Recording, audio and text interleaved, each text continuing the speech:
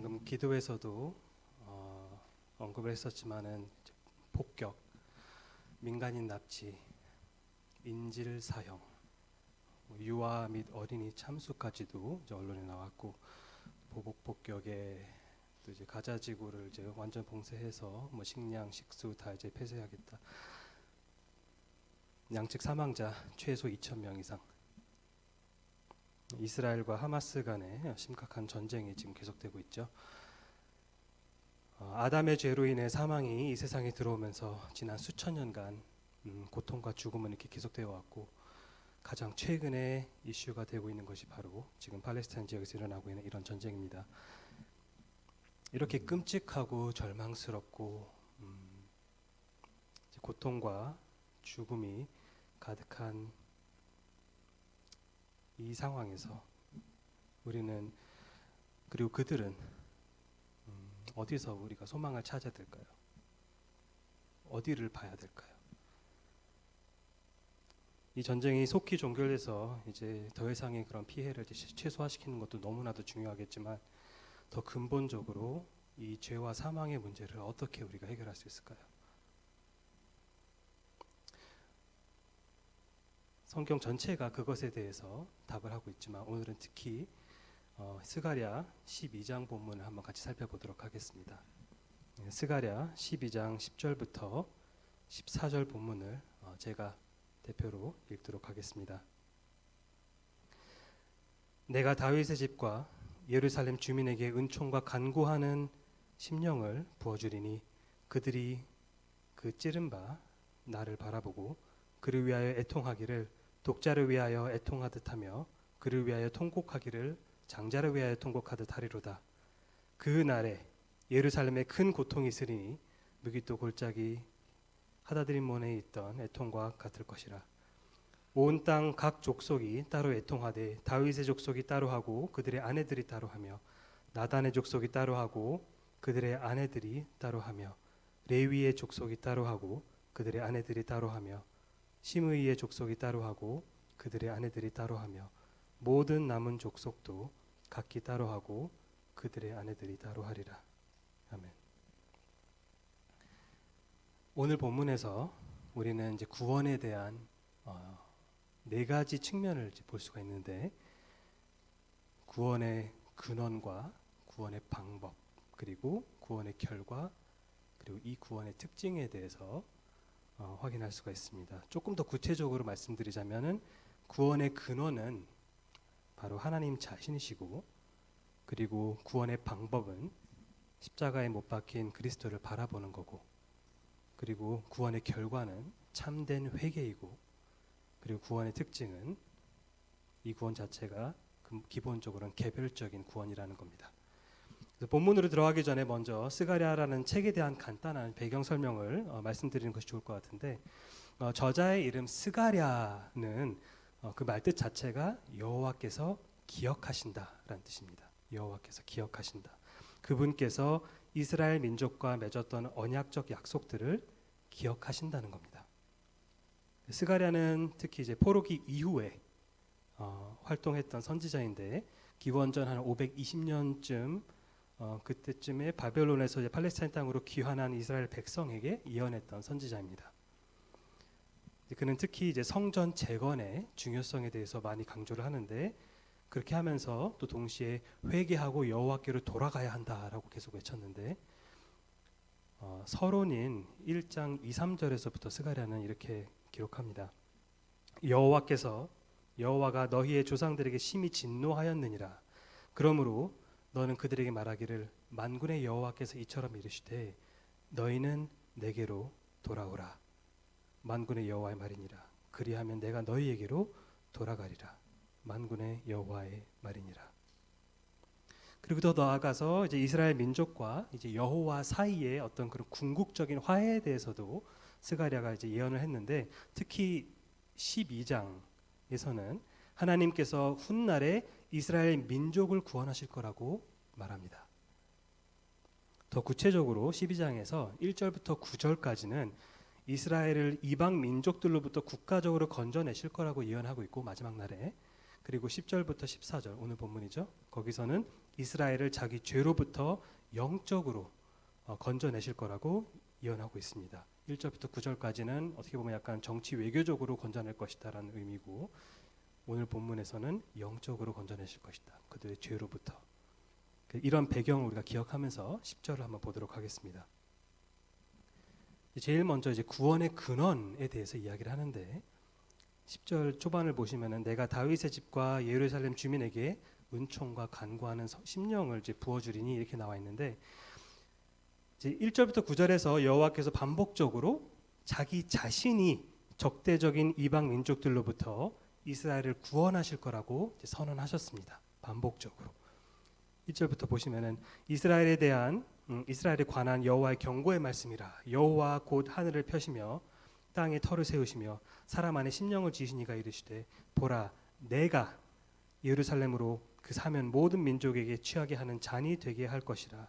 예루살렘이 에워싸일 때에 유다에게까지 이르리라. 그날에 내가 예루살렘을 모든 민족에게 무거운 돌이 되게 하리니 그것을 드는 모든 자는 크게 상할 것이라. 천하 만국이 그것을 치려고 모이리라.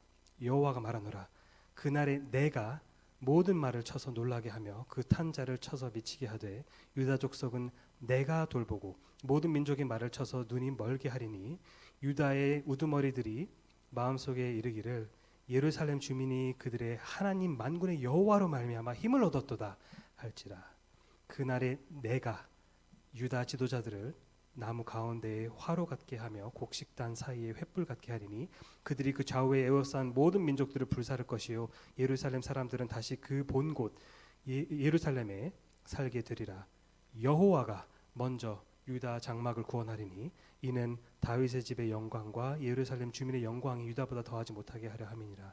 그날에 여호와가 예루살렘 주민을 보호하리니 그 중에 약한 자가 그날에는 다윗 같겠고 다윗의 족속은 하나님 같고 무리 앞에 있는 여호와의 사자 같을 것이라.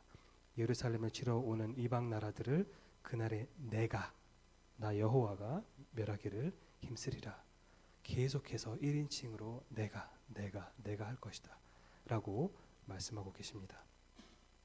보셨다시피 이스라엘 민족을 이방 민족들로부터 구원하실 분은 바로 하나님 자신이라고 지금 반복적으로 나타나 있는데, 마찬가지로 10절에서도 이스라엘 민족을 그들의 죄로부터 구원하실 분은 바로 여호와 하나님이심이 강조되고 있습니다.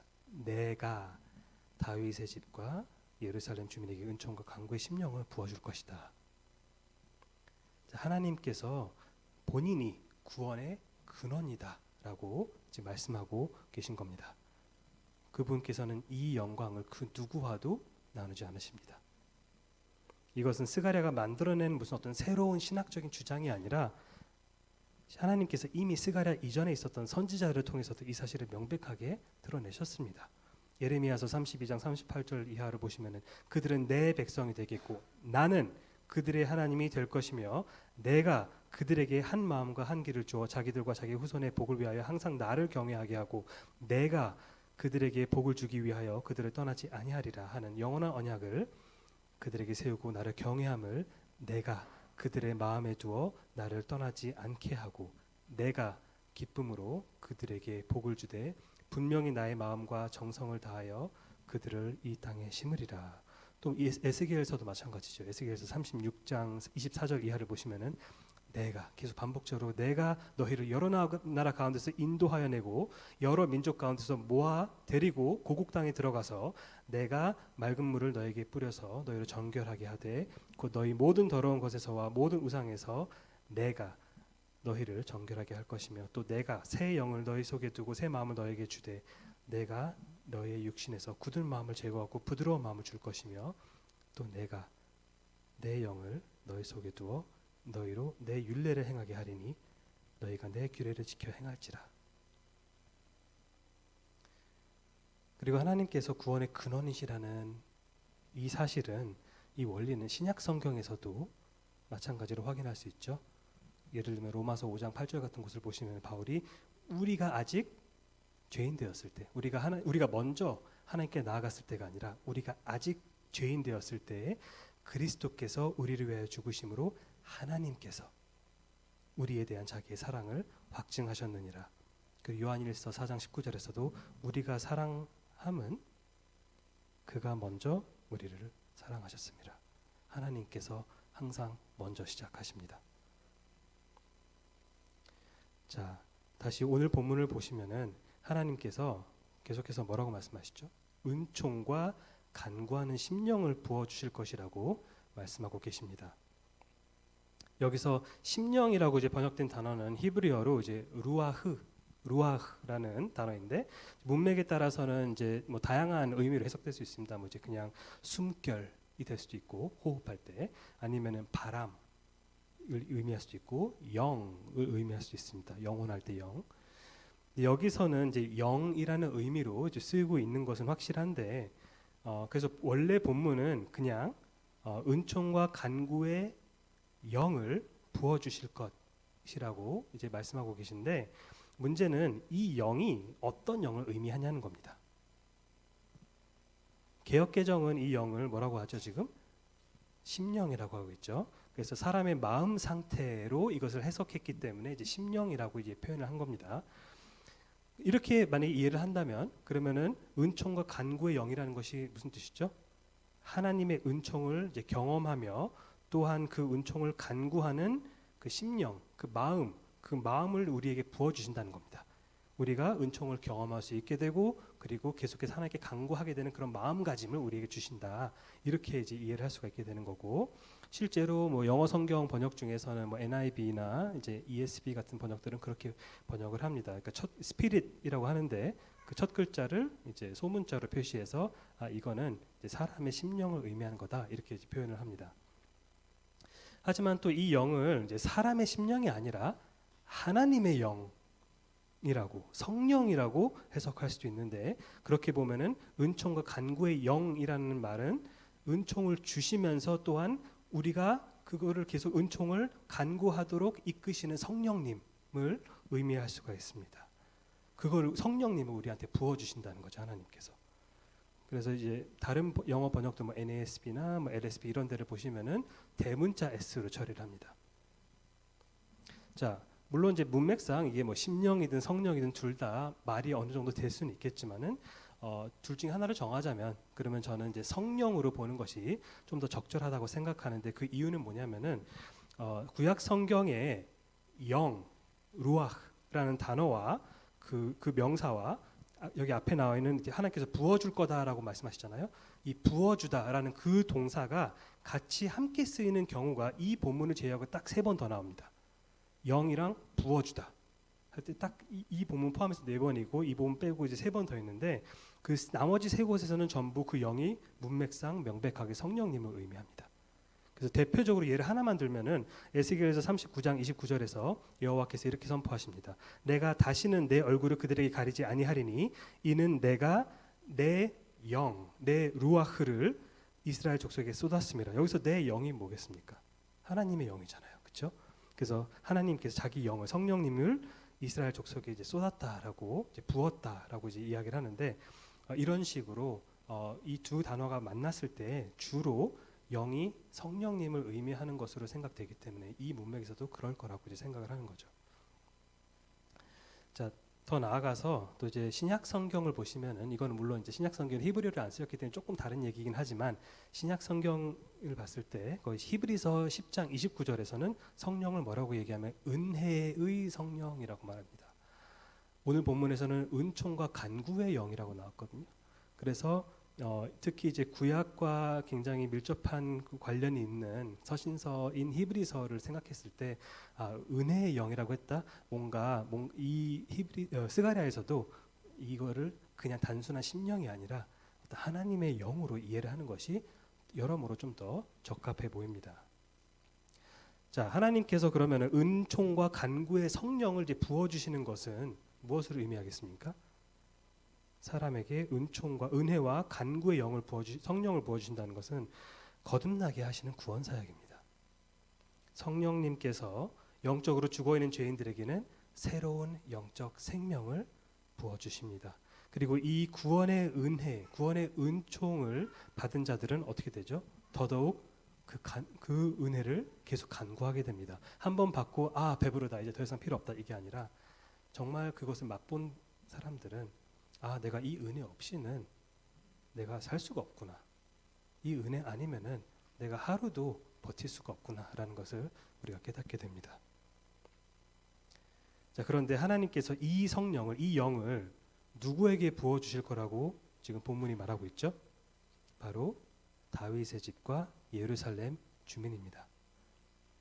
다윗의 집이라는 것은 다윗의 왕조를 의미하고, 예루살렘 주민이라는 것은 말 그대로 예루살렘의 그 수도, 이스라엘의 수도 예루살렘의 시민 전체를 아우르는 이제 말인데, 다시 말해서 하나님께서 훗날에 성령을 누구한테 준다?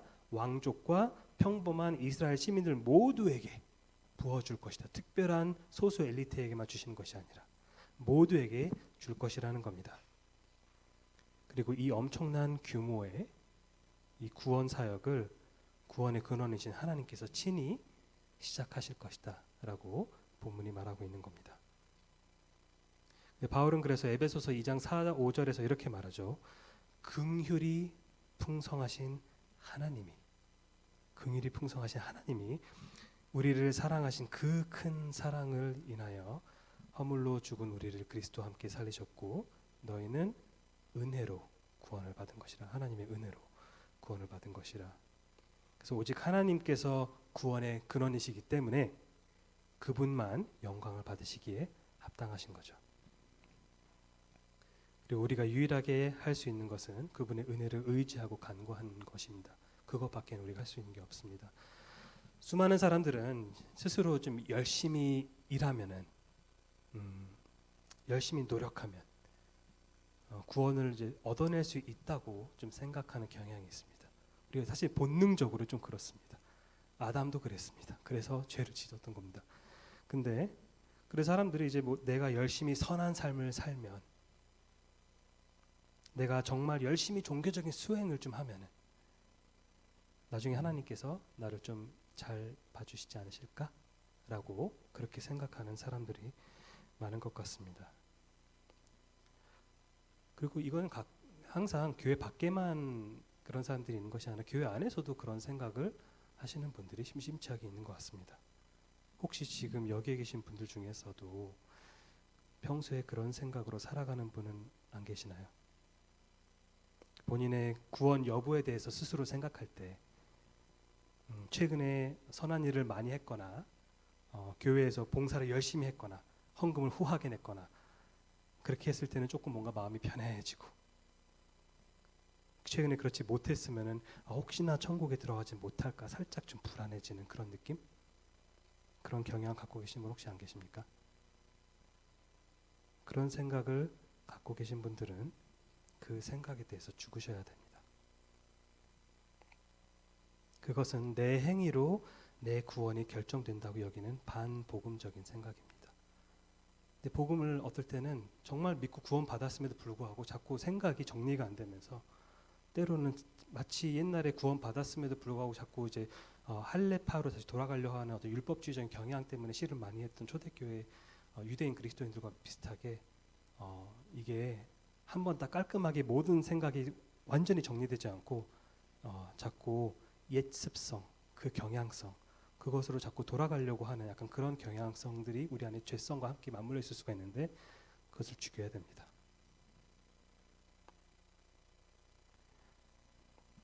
(16세기에) 로마 카톨릭교 인문학자였던 에라스무스라는 사람이 있습니다.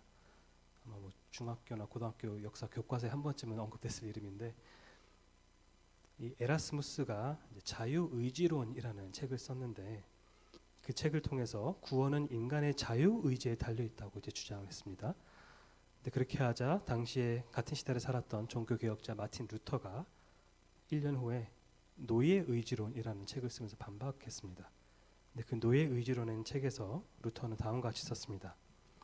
하나님께서는 겸손한 자, 즉 스스로에 대해 애통해하고 절망하는 자에게 그분의 은혜를 분명히 약속하셨다. 그러나 사람은 자신의 구원이 자신의 능력이나 계획이나 노력이나 의지나 행위로는 결코 얻을 수 없으며 오직 다른 이, 곧 하나님의 뜻과 계획과 기쁨과 역사하심에 절대적으로 달려 있음을 깨닫기 전까지는 결코 완전히 진정으로 겸손해질 수 없다. 쉽게 말해서 오직 구원은 그 구원의 근원이신 하나님께만 달려있다는 겁니다. 우리가 스스로 노력해서 쟁취할 수 있는 어떤 그런 대상이 아니라는 겁니다. 그래서 사도 바울도 뭐라고 말하죠? 구원에 대해서 로마서 9장 16절에서 그런즉 원하는 자로 말미암음도 아니요 다른 박질 하는 자로 말미암음도 아니요 오직 긍휼히 여기시는 하나님으로 말미암음이니라. 하나님께서 누구에게 긍휼을 베푸실지 말지를 결정하시고 내가 스스로 다른 박질한다고 해서 내가 스스로 노력한다고 해가지고 그걸 하나님으로부터 얻어낼 수 있는 그런 것이 아니라는 겁니다. 물론 그렇다고 우리가 막 살아도 된다는 그런 뜻은 결코 아니지만은 내 구원 여부의 문제에 있어서 내가 뭔가 내 힘으로 조금이라도 1%라도 내가 그거를 성취할 수 있다라고 생각하는 순간 그거는 굉장히 반복음적인 생각이라는 사실을 우리가 기억해야 됩니다. 자, 첫 번째는 구원의 근원에 대한 이야기였고 이제는 구원의 방법에 대해서 우리가 확인할 수 있습니다. 10절 그 다음 부분을 보시면은 그들이 그 찌른 바 나를 바라보고 이따가 왜 나라고 했는지는 뒤에서 좀 설명드리겠습니다. 자, 여기서 성경은 이제 여호와의 죽음에 대해서 지금 말하고 있습니다. 여호와께서 이제 친히 자기 자신에 대해서 이제 말씀하고 계신 건데 이제 앞에서 우리는 누가 이스라엘의 구원을 일으키시는지 그 근원에 대해서 살펴봤다면 여기서는 그래서 그러면 어떻게 이스라엘이 구원을 받을 수 있게 되는지를 보게 됩니다. 자, 문맥상 그들은 누구죠? 이스라엘 백성이죠. 앞에서 이스라엘 백성들이 언급됐으니까 이스라엘 백성을 의미하는데 그런데 그들이 누구를 찔렀다고 합니다. 누구를 찔렀다. 자, 이 찔렀다라는 이 동사 자체는 찌른 바 할 때 이 찔렀다는 동사 자체는 이제 과거형입니다. 근데 스가랴의 시대에는 아직 일어나지는 않은 일입니다. 스가랴의 시대 기준에서는 아직 일어나지 않은 미래인데 근데 지금 이스라엘의 그 미래의 구원의 날의 기준으로 봤을 때는 그때 기준으로는 이미 일어났을 과거입니다. 그러니까 스가랴의 현재와 이스라엘의 그 미래의 그 구원의 사이에 일어날 일에 대해서 지금 말하고 있는 겁니다. 자, 이 찌르다라는 동사 자체는 일반적으로 뭐 창이나 칼과 같은 날카로운 어떤 무기로 인한 어떤 잔인한 죽음과 관련해서 많이 사용되는 단어인데 혹시 그 비느하스라는 이름을 기억하십니까? 비느하스가 광야에서 했던 일 기억하시나요? 민수기 25장에서 한 이스라엘 남성이 온 이스라엘 회중 눈앞에서 미디안 여인을 데리고 자기 막사로 들어갑니다. 온 이스라엘 회중 눈앞에서 그렇게 모세가 기록합니다. 하나님께서 금하신 행위를 아주 뻔뻔하고 노골적으로 지금 하고 있는 거죠. 그러자 제사장 아론의 손자였던 비느하스가 그것을 그냥 지켜만 보고 있지 못하고 창을 들고 막사 안으로 들어가서 어떻게 합니까? 모세의 말에 의하면 이스라엘 남자와 그 여인 미디안 여인의 배를 꿰뚫어서 두 사람을 죽이니 쉽게 말해서 뭐하러 들어갔겠습니까? 한 번에 두 명을 동시에 꿰뚫었다는 겁니다. 근데 여기서 이 꿰뚫다라는 단어가 바로 스가랴 12장 10절에서 나온 그 찌르다랑 같은 동사입니다. 그리고 또 스가랴 13장 3절 다음 장 3절을 보시면은 이제 거짓 예언자들의 그 부모들이 거짓 예언을 하는 자기 자식들을 나중에 찌르게 될 것이다라는 그런 예언도 합니다. 같은 단어입니다. 찔러 죽인다는 뜻입니다. 그래서 12장 10절에서 이 찌른 바 되었다라는 것은 정말로 찔러서 누군가가 죽었다라는 것을 지금 표현하고 있는 겁니다. 개역개정을 보면은 이제 그들이 그 찌른 바 그를 바라보고라고 나오죠. 근데 아마 대부분의 성경을 보시면은 그 옆에 작은 번호가 하나 달려 있을 겁니다. 그리고 밑에 그 해당되는 각주를 보시면은 나를 일 수도 있다라고 이렇게 써 있습니다. 히브리어 그 마소라 성경이라고 굉장히 권위 있는 히브리어 성경이 있거든요. 근데 그 성경에서 실제로 나를이라고 나옵니다. 자, 그렇다면은 이스라엘 백성이 찌른 이 나는 누구일까요? 12장에서 그 문맥을 봐야죠. 문맥을 12장에서 줄곧 1인칭 대명사 나는 누구였죠? 여호와 하나님 자신이었습니다. 따라서 여기서도 이스라엘 백성이 찌른 대상은 바로 여호와 하나님일 수밖에 없죠. 그렇게 되면 이제 좀 약간의 난제가 생기죠. 하나님이 어떻게 죽을 수 있는가? 특히 유대인 신학자들의 입장에서 한번 생각해 보시기 바랍니다. 유대인 신학자들은 하나님이 죽는다는 개념을 매우 심각한 문제로 여겼고 거의 신성모독적인 발언이거든요. 그렇게 여겼고 받아들일 수가 없었습니다. 그래서 어떤 유대인 학자들은 1인칭의 나를 그냥 3인칭의 그로 바꿔서 약간 이제 개역개정과 비슷하게 그로 바꿔서 그들이 그 찌른 바 그를 바라보고, 그러니까 그가 누군지는 모르겠지만 일단은 나는 아니잖아요.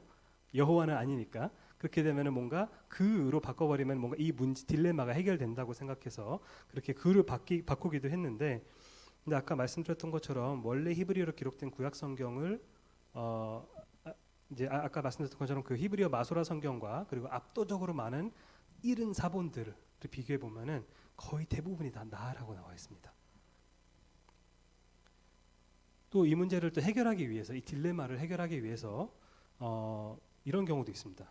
이건 조금 사실은 좀 거의 코믹하다 싶을 정도인데, 원래 히브리어로 기록된 구약 성경을 이제 후대에, 우리 기준으로는 옛날이지만 당시에는 후대에 유대인들이 헬라어로 번역한 그 성경, 우리가 70인역 성경이라고 말하거든요. 70인역 성경에는, 그러니까 구약 성경을 히브리어가 아니라 헬라어로 번역한 겁니다. 근데 그 성경에서는 찌르다라는 동사를 뭐라고 번역했냐면은 의기양양하게 춤추다라고 번역했습니다. 의기양양하게 춤추다. 좀 당황스럽죠. 갑자기 이거는 무슨 생뚱맞은 춤추는 거냐. 근데 히브리어로 찌르다가 원래는 다카르이거든요. 근데 이 단어를 뒤집으면은 라카드가 됩니다. 라카드. 다카르, 라카드. 그래서 여기서 라카드가 히브리어로는 이제 의기양양하게 춤추다라는 뜻이기 때문에 70인역 번역팀은 이제 원래 스가랴가 기록한 원본에는 다카르라고 써 있지 않고 찌르다라고 써 있지 않고 아마 라카드가 써 있었을 것이다. 약간 이제 이렇게 해가지고 이제 춤추다라고 번역했습니다. 아무리 이상하더라도 하나님에 대한 신성 모독적인 발언을 할 바야 이게 낫지. 약간 이런 이제 심리 아니었을까 싶은데, 자, 왜 그랬겠습니까? 결국에는 하나님께서 죽는다라는 개념을 받아들일 수가 없기 때문에 그런 겁니다. 어떻게 하면은 그것만 비껴가자. 그래서 어떻게든 스가랴 12장 10절을 좀 뭔가 다르게 읽어보려고 이제 발버둥을 쳤던 어떤 그런 흔적들입니다. 방금 말씀드린 예시들이. 자, 만약에 이 본문을 있는 그대로 우리가 읽는다면은 여호와의 죽음이라는 결론이 나올 수밖에 없는데, 여호와가 찔러 죽었다라는 뜻이 될 수밖에 없는데, 어떻게 우리가 그러면 그걸 이해할 수 있을까요? 살아계신 하나님, 영원하신 하나님, 생명의 주이신 하나님, 그 하나님이 어떻게 죽을 수 있는 걸까요? 어떻게 한낱 칼이나 창과 같은 무기로, 그런 도구로 영이신 하나님을 찌를 수 있는 걸까요? 아마 여러분들도 잘 아시겠지만 이 모든 질문에 대한 해답은 바로 하나님의 아들 예수 그리스도의 성육신에 있습니다. 삼위일체의 두 번째 위격이신 성자께서는 자기 신성을 변질시키지 않는 방식으로 인성을 입으셨습니다. 변질시키는 게 아니에요. 뭔가 어떤 사람들 옛날에 정말 신성이랑 인성이랑 섞여가지고 뭔가 제3의 특성이 생겼을 것이다라고 뭐 그렇게 주장했는데, 그게 아니라 온전한 신성을 유지하면서 동시에 온전한 인성을 같이 겸한 것입니다. 그리고 이 신인으로서는 예수님께서 십자가에 못 박히셨고 이제 옆구리가 찔리셨죠. 사람으로 오셔가지고. 자, 그렇다면 질문, 예수님께서 십자가에 달려 죽으셨을 때 그분의 신성도 죽은 걸까요? 십자가 위에서 갑자기 예수님의 신성이 죽으시면서 갑자기 삼위일체가 이위일체로 바뀌었을까요? 3일 동안? 아니죠. 아닙니다. 그분께서는 그분의 인성을 토대로 죽으셨습니다. 하지만 그럼에도 불구하고 우리는 하나님의 아들이 십자가에 달려 죽으셨다고 말을 할 수 있습니다. 하나님의 아들이 십자가에 달려 죽었다고 우리가 그래도 말할 수가 있어요. 왜냐하면은 어떤 한 신학책의 그 표현을 좀 빌리자면은 그리스도의 두 성질, 신성과 인성을 말하는 겁니다. 그리스도의 그 두 성질 중 신성이든 인성이든 둘 중 하나에 대해서 말할 수 있는 것이라면, 그러면 그분의 그 위격 전체에 대해서도 우리가 그렇게 말할 수 있다. 좀 어려운 얘기죠. 다시 말해서 만약에 인성에 대해서 이렇다라고 말할 수가 있으면은 신성에 대해서는 해당 사항이 없을지라도 그 인성과 신성을 포괄하는 상위 개념인 위격에 대해서는 그것을 말할 수 있다라고 말하는 겁니다. 그래서 신성으로서는 죽지 않으셨지만 인성으로는 죽으셨잖아요. 그러면은 신인이신 제2위격이신 성자 하나님 예수 그리스도께서는 죽으셨다라고 말하신 거예요. 성자께서 죽으셨다라고 말을 할 수가 있다는 겁니다. 이거는 그냥 신학자들의 어떤 그 말장난이 아니라 대표적으로 사도행전, 제가 적지 않아서 어디인지 제 기억이 안 나는데 그 하나님께서 자기 피로 교회를 샀다라고 말합니다. 그건 하나님 아버지께서 피를 흘리신 게 아니지 않습니까? 그건 성자 하나님 예수 그리스도에 대한 이야기인데 본문에는 하나님이 자기 피로 사셨다라고 말합니다. 거기에 그런 본문에 이러한 원리가 적용이 되는 겁니다. 자, 쉽게 말해서 예수 그리스도는 삼위일체 중 제2위격이신 성자이신데 성육신을 통해서 신성에다가 인성까지 입으셨기 때문에 예수님이라는 이 위격은 두 가지 성질 모두를 갖고 계시는 거죠. 따라서 예수님께서 십자가 위에 달려 죽으셨을 때 그분의 신성이 죽은 것이 아니라 인성이 죽은 것이지만, 하지만 신성과 인성 모두를 아우르는 상위 개념인 제2위격에 기속되기도 하기 때문에 우리는 제2위격이신 성자 하나님께서 십자가 위에 달려 죽으셨다라고 말할 수 있다는 겁니다. 이 얘기를 왜 하느냐? 스가랴 12장 10절을 얘기하고자 합니다. 이 10절의 말씀을 왜곡시키지 않고 아까 그 유대인들이 했던 것처럼 그렇게 왜곡시키지 않고 여호와의 죽음이라는 개념을 이해할 수 있는 유일한 길은 하나님의 아들의 성육신을 토대로 이해할 수밖에 없다는 겁니다. 요한복음 19장 34절을 보시면은 이렇게 나옵니다. 그중 한 군인이 창으로 옆구리를 찌르니 곧 피와 물이 나오더라. 그런데 몇 절 뒤에 37절을 보시면은 요한이 스가랴 12장 10절을 인용하면서 자신의 관점으로 바라보면서 이렇게 기록합니다. 그들이 찌른 자를 보리라. 그들이 찌른 자를 보리라. 아마도 제 생각에 개역개정은 이거를 이제 앞에 스가랴를 그 스가랴에서 이걸 나라고 하지 않고 그라고 한 이유는 어쩌면은 이제 뒤에 요한복음에서는 분명히 헬라어에서는 그라고 나오거든요. 3인칭으로 나오거든요. 그래서 그거를 그대로 이제 따라서 이제 뭔가 일관되게 하려고 했던 것 같은데 굳이 그렇게 하지 않아도 괜찮습니다. 지금 요한이 뭔가 실수했거나 그런 것이 아니라 아니면 뭐 성경을 바꾼 게 아니라 지금 스가랴에서는 하나님께서 1인칭 시점으로 스스로 말씀하고 계신 것이기 때문에 그들이 찌른 바 나를 이라고 얘기할 수 있으신 거고, 요한은 복음서 기자로서 자기가 지금 성육신 예수님을 지금 보고 있잖아요. 봤잖아요. 그렇기 때문에 그 예수님을 머릿속에 떠올리면서 그들이 그분을 찔렀다라고 이야기를 하고 있는 겁니다. 그래서 결론은 예수님께서 십자가에 못 박히고 창에 찔리셨을 때 곧 여호와께서 십자가에 달려서 못 박히시고 찔리신 겁니다. 자, 그렇다면 이스라엘은 어떻게 구원을 받을 수 있습니까? 지금 찔렀다는 얘기까지는 했는데 어떻게 하면 구원을 받을 수 있는 거죠? 그들이 찌른 분을 바라봄으로써 구원을 받을 수 있습니다. 물론 이것은 이제 훗날에 그리스도께서 이제 천년 왕국을 다시 세우러 다시 오실 때 이스라엘 백성이 그분을 이제 직접 육안으로, 왜냐하면 성육신은 승천 이후에도 유지됩니다. 갑자기 예수님께서 성육신하면서 몸을 벗고 가신 게 아니라 그대로 지금 영원히 유지되는 성육신을 입고 계신데 그 상태이신데, 근데 나중에 마지막 날에 다시 오실 때 그 마지막 세대의 이스라엘 민족이 그 재림하신 예수님을 육안으로 바라보는 것을 포함하는 개념일 수도 있겠지만 아마 그럴 거라고 생각합니다. 근데 그보다 사실은 더 중요한 거는 단지 그냥 내가 내 눈으로 직접 봤다. 그분을 시각적으로. 이게 다가 아니라 더 중요한 것은 영적으로 그분을 바라보는 거죠. 그들이 찌른 그분을 믿음으로 바라볼 것이라는 겁니다. 믿음으로. 이것은 민수기 21장의 그 뱀 사건과 굉장히 비슷합니다. 이스라엘 백성이 불뱀에 물렸을 때 모세가 만든 놋뱀을 바라보는 자들은 목숨을 건졌죠. 기억하시나요? 이렇게 바라보는 것, 당시에 이스라엘 백성들이 광야에서 이렇게 바라보는 것은 곧 하나님의 그 구원 사역을 믿는 거죠. 믿음으로 바라보는 겁니다. 하나님께서 이 모세를 통해서 말씀하시기를 이 놋뱀을 보면은 살 것이다라고 얘기를 했기 때문에 그 살 길을 믿음으로 바라본 거죠. 그래서 목숨을 건진 겁니다. 그래서 요한복음 3장 14, 15절을 보시면은 실제로 요한이 이 사건을 인용합니다. 16절은 뭐 나온지 아시죠? 하나님께서 이 세상을 이처럼 사랑하사 독생자를 보내셨으니.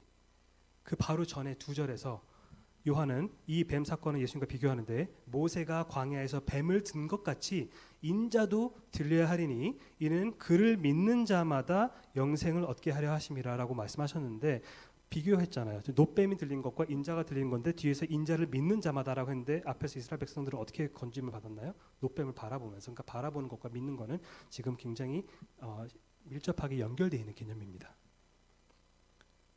누구든지 구원은 받기를 원한다면은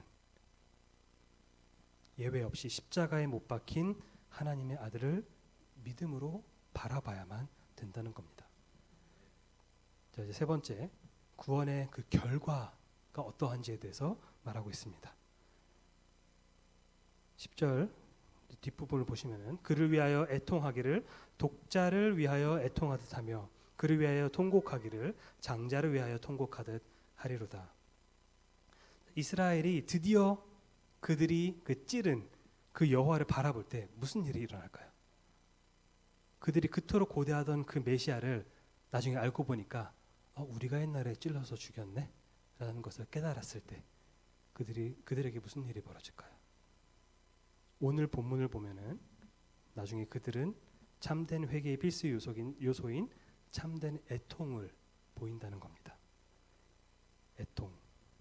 자, 여기서 애통하다의 기본 의미는 원어적으로 기본 의미는 죽은 자들을 위한 애가를 부른다는 겁니다. 죽은 자들을 위한 애가를 부른다. 장례식에서의 어떤 진심 어린 슬픔을 토해내는 거죠. 우리가 진정으로 회개하고 믿게 될 때 공통적으로 경험하는 부분 아닙니까? 물론 다 조금씩 성향이 다르기 때문에 뭐 눈물을 펑펑 흘리든 아니면 눈물까지 흘리지 않지만 속으로 울든 간에 내 죄에 대해서 애통하는 마음들이 다 같이 생기지 않나요? 왜냐하면 이것 때문에 누가 지금 십자가에 달려 죽으셨는지를 생각해 봤을 때 예수님께서 우리 죄를 십자가에서 짊어지시고 우리를 대신하여 하나님의 진노를 감당하셨습니다.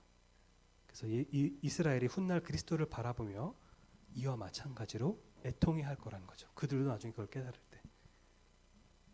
자, 이 애통의 강도를 이제 좀 묘사하려고 두 가지 비유를 지금 사용하는데 먼저는 그분의 죽음을 애통하는 것은 독자, 곧 유일한 아들을 잃어서 애통한 것과 같을 것이라고 지금 말하고 있습니다. 자, 이 독자라는 단어는 앞서 어디서 나왔었냐면 창세기 22장에서 나왔습니다. 창세기 22장. 하나님이 아브라함의 아들 이삭을 내 아들, 내 사랑하는 독자라고 부르면서 뭐라고 말씀하시죠? 모리아산에 제물로 바치라고 명하셨을 때 그때 사용됐던 단어입니다. 즉 이스라엘은 그들에게 가장 그 소중한 사람을 잃은 것과 같이 그들이 찌른 그분의 죽음을 애통하게 될 것이다 라고 지금 말하고 있는 거죠.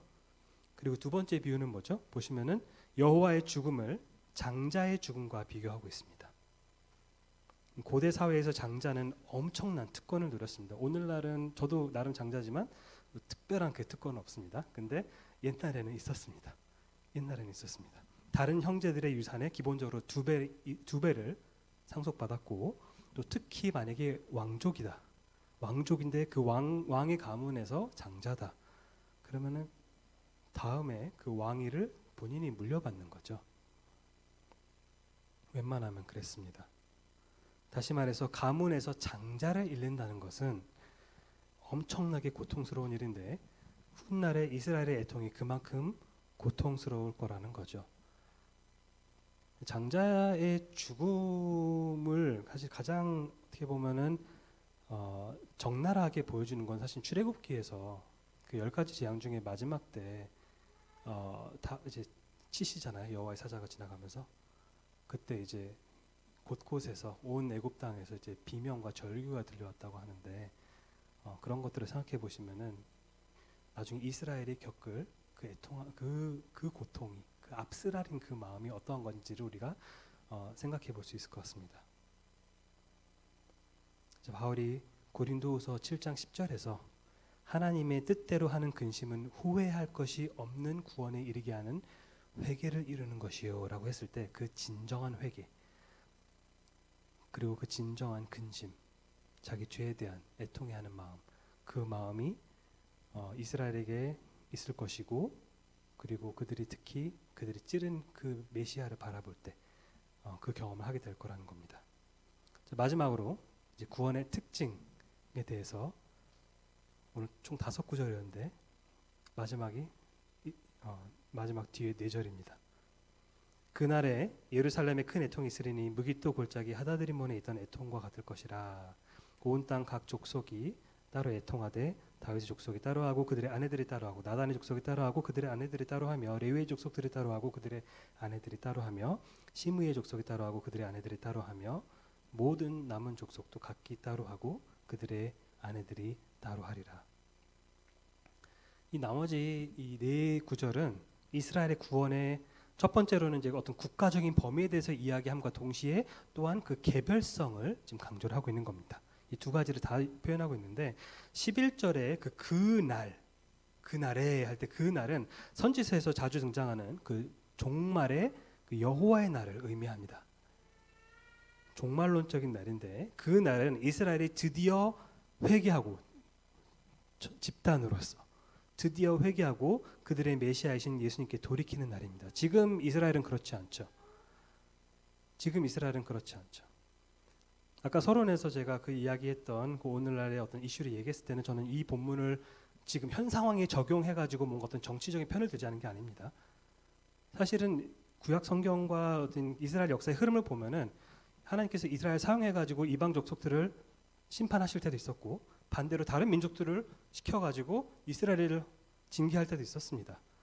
그러니까 지금 현재 상황을 정확히 어떻게 해석하는 건 사실은 좀 쉽지 않은 일이지만은 근데 확실히 알고 있는 거는 적어도 지금 이스라엘 민족이 스가랴 12장에서 그들이 찌른 그분을 바라보며 애통해하는 상황은 아니라는 거예요. 근데 마지막 날에는 그렇게 될 거라는 거죠. 그래서 그 날에는 이스라엘이 드디어 회개하고 그들의 그 메시아이신 예수님께 돌이키는 날이 될 겁니다. 그리고 그 날은 그리스도께서 영광 중에 다시 오셔서 이 땅에 그분의 그 천년 왕국을 세우시는 바로 그 날입니다. 다시 말해서 이스라엘의 회개는 예수 그리스도의 재림을 알리는 사건이 될 겁니다. 그 날에 예루살렘에 큰 애통이 있으리니 무기또 골짜기 하다드림몬에 있던 애통과 같을 것이다라고 하는데 굉장히 알 수 없는 어려운 말들이 등장하는데 여기서 하다드림몬이 무엇을 의미하는지에 대해서는 약간의 이제 학자들 간의 이견이 있긴 한데 무기또 골짜기라는 그 골짜기 안에 있는 특정 지역일 가능성이 이제 높습니다. 무기또 골짜기는 그럼 뭐냐 어디냐 그 의로운 왕이었던 요시야 혹시 기억하십니까? 의로운 왕이었던 요시야가 애굽의 왕 느고의 그 세력에 의해서 죽임을 당한 장소가 바로 무기또 골짜기입니다. 역대하 35장을 보면은 요시야가 죽은 사건이 기록되어 있을 뿐만 아니라 더 나아가서 죽고 나서 예레미야와 이스라엘 백성이 요시야의 죽음을 슬퍼하며 애가를 불렀다라고 나오거든요. 즉 이스라엘 백성이 요시야 왕의 죽음을 슬퍼했던 것처럼 예루살렘의 시민들이 그들의 진정한 왕이신 여호와의 죽음을 예수 그리스도의 죽음을 크게 애통해야 할 것이다 라고 지금 스가랴는 말하고 있는 겁니다. 그런데 12절을 보면은 앞에서는 이제 11절에서 예루살렘 언급됐었는데 여기서는 갑자기 온 땅이 애통한다고 말하죠. 지금 범위가 지금 규모가 확산되는 겁니다. 아주 확장되고 있는데 이제는 그 슬픔이 단지 예루살렘에만 국한되어 있는 게 아니라 이스라엘 땅 전체에 다 퍼지게 되는 거죠.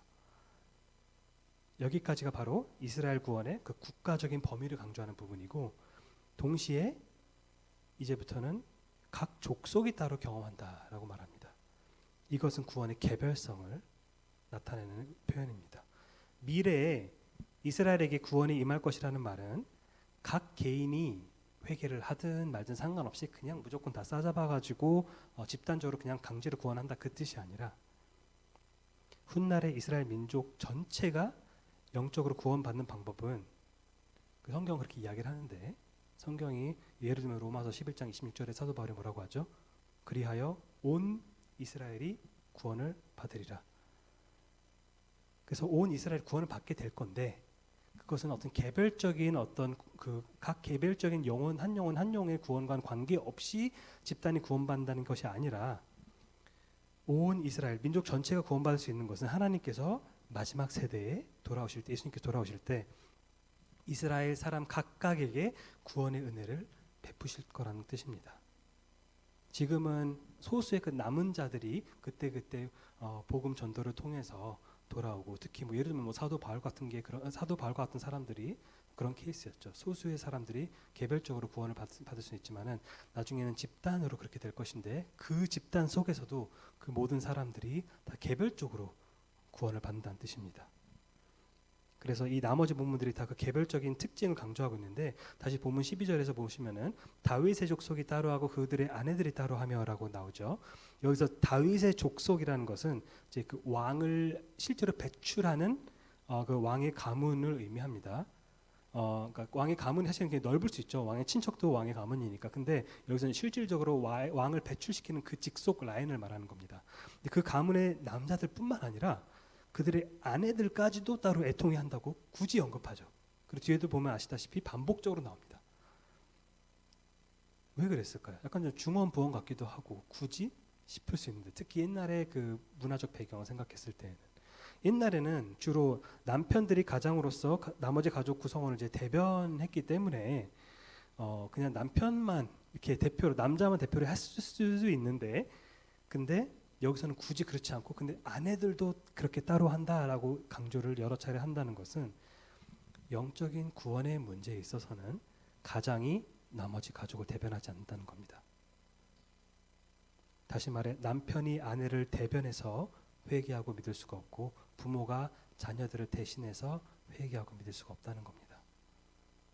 이 점을 강조하기 위해 스가랴는 의도적으로 아내들이 따로 애통한다라고 말하고 있는 겁니다.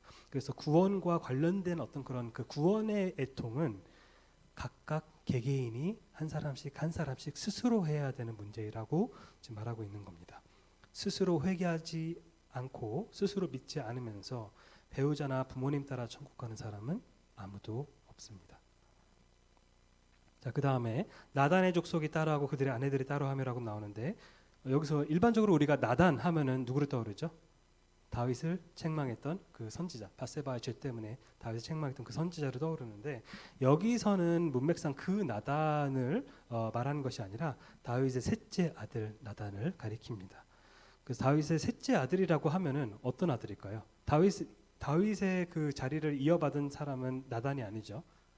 솔로몬이죠. 그러니까 이 셋째 아들 나단이 상징하는 것은 무엇이냐면 나단의 족속이 상징하는 것은 왕의 그 가문 중에서 그 직속 라인이 아닌 나머지 그 왕을 배출하지 않는 나머지 그냥 왕이 되지 못하는 사람들을 의미합니다. 그리고 13절에서 레위의 족속이 따로 하고 그들의 아내들이 따로 하며라고 나오는데 레위의 족속은 이제 제사장의 그 직분을 상징하죠. 그리고 이어서 시므이의 족속이 따로 하고 그들의 아내들이 따로 하며라고 나오는데 시므이가 누구냐면 레위의 손자입니다. 레위의 손자인데 아까 앞서 그 나단의 족속과 유사하게도 시므이 사람들은 레위의 손자임에도 불구하고 그 제사장의 역할을 수행하지는 못했습니다. 그래서 제사장의 역할을 수행하는 것이 아니라 옆에서 약간 좀 보조하는 그런 역할이지만 제사장 직분은 아니었습니다. 따라서 여기서 시므의 족속이라는 것은 결국에는 제사장 직분이 아닌 가문을 이야기를 하는 겁니다. 그래서 결국에는 이 지금 다윗과 나단, 레위, 시므이 이렇게 얘기하는 거는 지금 뭐를 의미합니까? 왕의 라인뿐만 아니라 왕이 아닌 사람들도, 제사장뿐만 아니라 제사장이 아닌 사람들도 전부 다를 이야기를 하는 겁니다.